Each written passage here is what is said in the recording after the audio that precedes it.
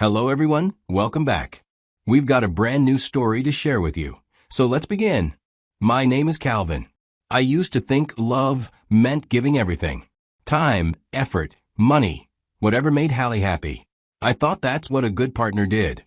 You sacrificed. You provided. You made sure the person you loved had what they wanted. It took me 3.5 years to realize something fundamental. She wasn't in love with me. She was in love with what I could provide. Hallie and I met through mutual friends at a group dinner in Atlanta. I was 28, working as a financial analyst at a mid-sized investment firm. The job was demanding but rewarding, and I'd built a stable career that paid well enough to live comfortably. Not wealthy by any means, but secure. I had savings, a decent apartment, and a reliable car. I was doing fine. Hallie was 26, working for a boutique fashion company. She had expensive taste, designer shoes, high-end brunches at trendy spots, a carefully curated Instagram aesthetic that screamed luxury lifestyle. She wasn't for money, but she'd cultivated an image that suggested otherwise. I was drawn to her confidence, the way she carried herself, how she seemed to know exactly what she wanted from life. I found it attractive. We started dating, and in the beginning, everything felt right. I'd take her to nice restaurants, surprise her with weekend trips, and buy her things I knew she'd been eyeing. It felt good to make her happy. I loved seeing her face light up when I'd present her with something she wanted. My friends noticed the dynamic pretty quickly. My closest friend would tease me about it. We'd be out at a bar, and he'd shake his head with a knowing smile and say something like, "You're raising her taste, bro. Be careful." He meant it as a joke, but there was an edge of seriousness underneath. Other friends made similar comments about how Hallie always seemed to expect me to pay for everything, about how she'd mention expensive things she wanted and I'd end up buying them, about how I seemed to be working harder to please her than she was to please me. I brushed all of it off.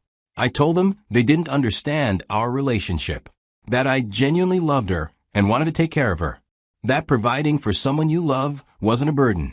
It was a privilege. I believed that for a long time. After about 2 years of dating, I proposed to her. We were on vacation in Savannah, a trip I'd planned and paid for, and I asked her to marry me over dinner at a restaurant overlooking the river. She said yes immediately.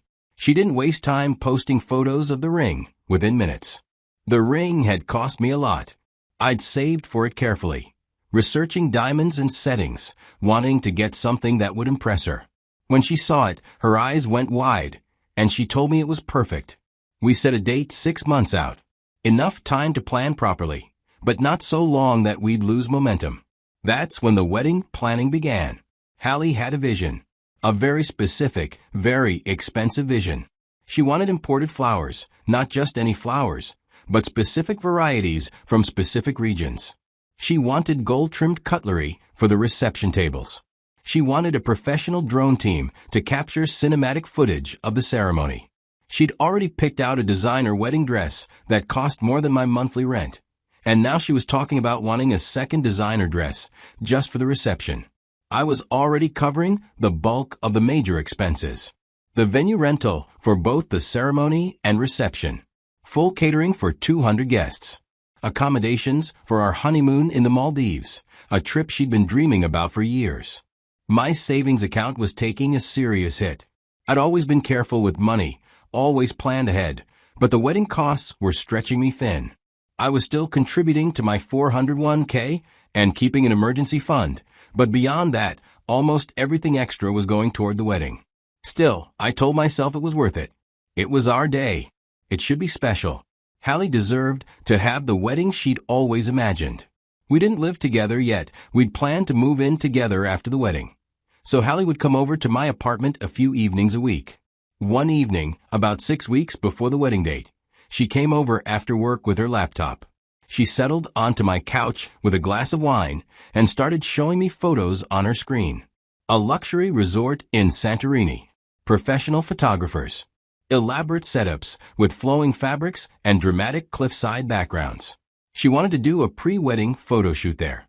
Fly to Greece 2 weeks before the wedding, spend 4 days shooting, and capture content that we could use for announcements and keepsakes. Then she casually mentioned that she'd found another designer dress she loved. A backup option for the reception, in case she wanted to change. I watched her scroll through the photos, talking excitedly about angles and lighting, and how incredible the pictures would be. And something in me finally reached a breaking point. I asked her how much the Santorini shoot would cost. She waved her hand dismissively and said the photographer was giving her a deal. Only $12,000 for the package. Only $12,000. I asked about the dress.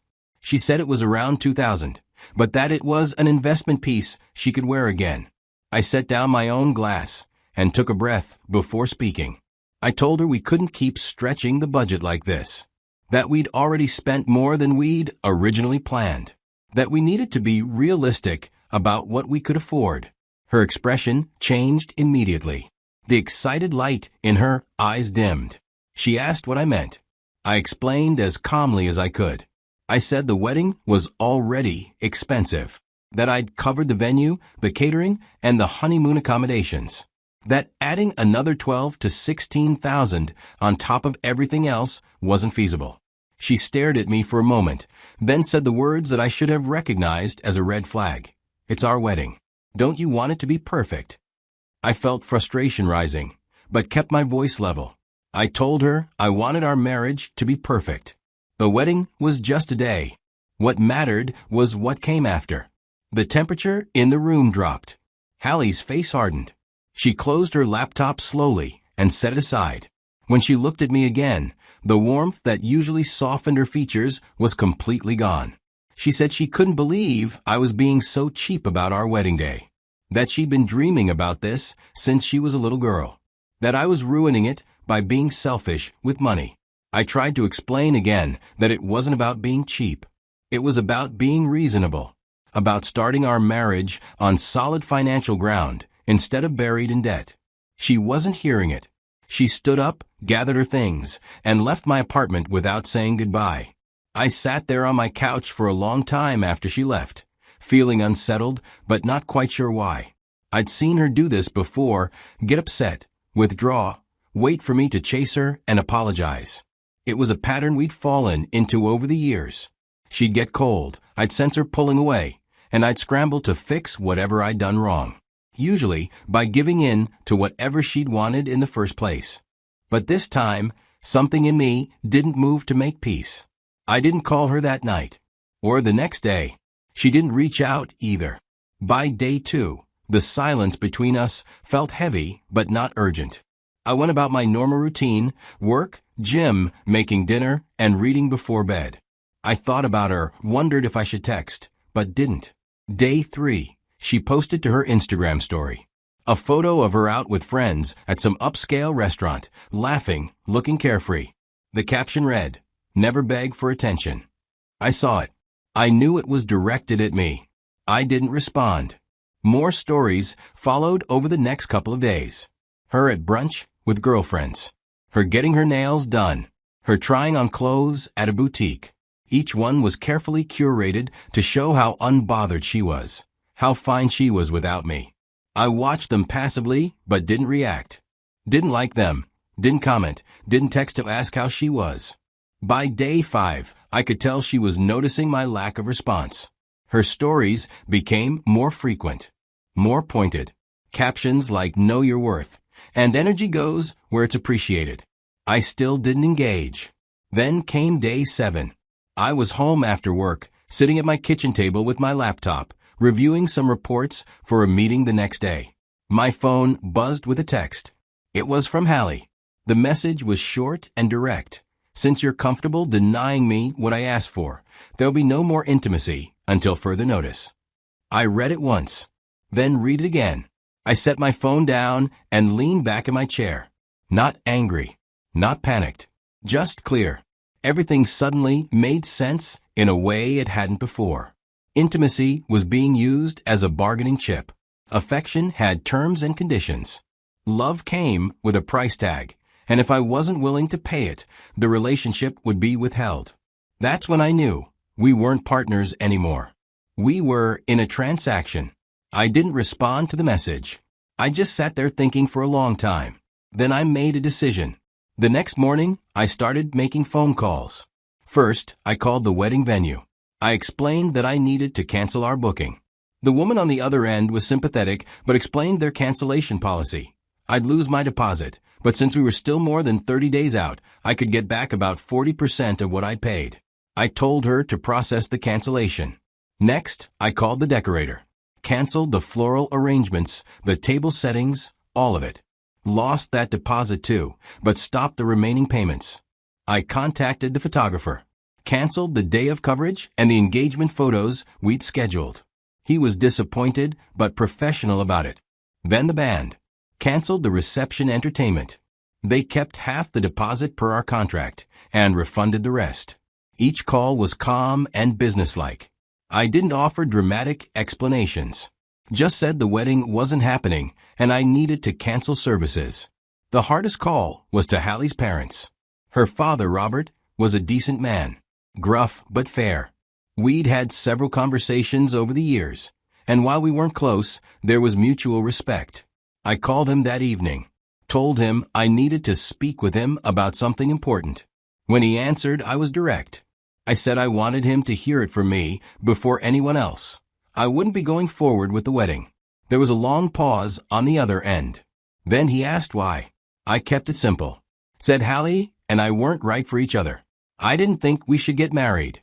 I didn't badmouth his daughter or go into details. Just stated the fact. Robert was quiet for another moment, then said he appreciated my calling. He asked if there was anything that could be worked out. I told him no, that my decision was final. He thanked me for being respectful enough to tell him directly and wish me well. We ended the call cordially. Then I turned to Hallie's things in my apartment. Over the course of our relationship, she'd left quite a bit here. Clothes in my closet, toiletries in my bathroom, books on my shelf, random items scattered around, a jacket draped over a chair, her favorite coffee mug in the cabinet, a pair of shoes by the door. I spent an evening gathering everything. I folded her clothes carefully, packed her toiletries in a bag, and collected every item that belonged to her. I put everything into 2 boxes, taped them closed, and set them by my front door. Waiting for the logistic company, I called to pick it up and deliver it to her. Hallie found out about the cancellations through the vendors. Her wedding planner called her, confused about why the venue had reached out about a cancellation. Then the photographer called. Then the florist. Then the band. Her phone must have exploded with confusion and questions. Then her parents called, having heard from me. I can only imagine what that conversation was like. Around 8 that evening, my phone started ringing. Hallie's name lit up the screen. I watched it ring. Didn't answer. She called again. And again. 6 times in a row. I let every call go to voicemail. The texts started coming in rapid succession. We need to talk. This is insane. Call me back. You can't just cancel everything without telling me. Pick up the phone right now. I read them as they came in, but didn't respond. Finally, after the 10th text, I replied with one simple message. There's nothing left to talk about. Then I muted the conversation. The next day, I was home after work when there was a knock at my door. Sharp, insistent knocking. I walked to the door and looked through the peephole. Hallie stood on the other side. Her face was blotchy and red. Her eyes are swollen. She'd clearly been crying. She knocked again, harder this time. She called my name through the door. Said she knew I was home, that my car was in the parking lot. I stood there with my hand on the doorknob, watching her through the small glass circle. She knocked again, begged me to let her in so we could talk. Said we could fix this, that we just needed to communicate. I felt the old conditioning kick in. The urge to open the door, to let her in, to smooth things over and make peace. 3.5 years of patterns pulling at me to do what I'd always done. But I also knew what would happen if I opened that door. There would be tears and apologies and explanations. She'd say she didn't mean the text, that she was just upset and said something in the heat of the moment. She'd promise to be more reasonable about the wedding expenses. She'd tell me she loved me and couldn't imagine life without me. And I'd probably believe her, or want to believe her. and we'd fall right back into the same pattern until the next time she didn't get what she wanted and the cycle started again. I made my decision. I stepped away from the door, quietly, walked back to my living room, and sat on the couch. She knocked for another few minutes, called my name. Her voice got more desperate. Then, eventually, silence. I heard her footsteps walking away, heard a car door open and close, heard an engine start. I sat on my couch in the quiet apartment and exhaled slowly. That was the hardest part, but also the most freeing. Over the following weeks, Hallie made a few more attempts to reach me. The texts became less frequent. The calls eventually stopped. I never responded to any of them. My best friend reached out to check on me. I told him I'd called off the wedding. He asked if I was okay. I told him I was better than I'd been in a long time. He said he was proud of me, that he knew it couldn't have been easy, but that I'd made the right choice. Other friends had similar reactions. Some were shocked. A few asked if I was absolutely sure. But most were supportive once they understood the situation. I threw myself into work, took on additional projects, used the energy I'd been spending on wedding planning and relationship maintenance, and redirected it into something productive. I started going to the gym consistently, 5 days a week, early mornings before work. I'd neglected my health during the relationship, always too tired or too busy with whatever Hallie wanted to do. Now I had the time and energy for it. I started cooking properly again, trying new recipes, enjoying the process of making meals just for myself. I'd gotten into the habit of eating out constantly because Hallie preferred restaurants. My kitchen had been barely used. Now it has become a space I actually enjoy. I picked up hobbies I'd let slide, started reading again, actually finishing books instead of just scrolling through my phone at night. Started hiking on weekends, exploring trails around Atlanta that I'd always meant to visit but never made time for. My social life expanded. I spent more time with friends. Started saying yes to invitations I would have turned down before because Hallie wanted to do something else. I met new people through the hiking groups and the gym. Casual friendships that didn't require constant maintenance or emotional labor. And honestly, I felt lighter than I had in years. Financially, I recovered quickly. Yes, I'd lost deposits on various wedding vendors, but I'd avoided much larger expenses. The wedding itself would have cost me thousands of dollars by the time Hallie's vision was fully realized. I'd spent a few of them before canceling everything. I still had my savings mostly intact. I still had my emergency fund. I wasn't starting from zero like I would have been if I'd gone through with the wedding and the expensive honeymoon and the financial hole we'd been digging. I felt relieved, genuinely, deeply relieved that I wouldn't be starting a marriage already buried in debt, already financially stretched beyond comfort. A few months after everything ended, I was out with my best friend at a bar. We were a few beers in, talking about nothing important, when he asked me if I ever regretted my decision. I thought about it honestly before answering. I told him no, that I didn't regret it at all. Ending the engagement was hard, but staying would have been harder. He asked if I thought I'd dodged a bullet. I said I thought I'd dodged a life of resentment, of feeling like an ATM instead of a partner, of buying peace instead of building love. My best friend nodded slowly, then raised his glass. To know when to walk away. I clinked my glass against his. To know when to walk away. I've thought a lot since then about what I learned from those 3.5 years with Hallie. I learned that love without respect isn't actually love. It's a dependency. It's a transaction. It's one person giving while the other takes. And when the giving stops, so does the affection. I learned that real partnership requires balance. Mutual respect. Both people contributing, both people compromising, both people willing to put the relationship above individual wants. I learned that when you start buying peace just to avoid conflict, you're not in love anymore. You're in debt.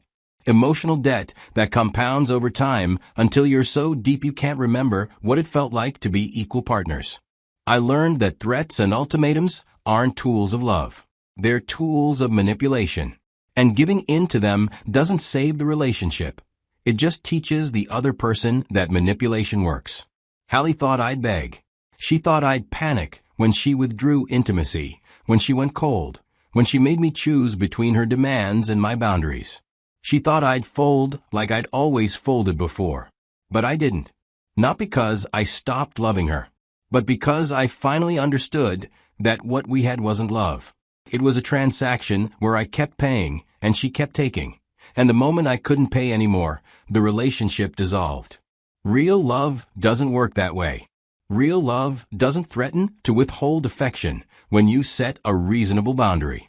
Real love doesn't demand you stretch yourself beyond what's sustainable just to prove your commitment. Real love doesn't make you choose between financial security and approval. Walking away was the hardest thing I'd done.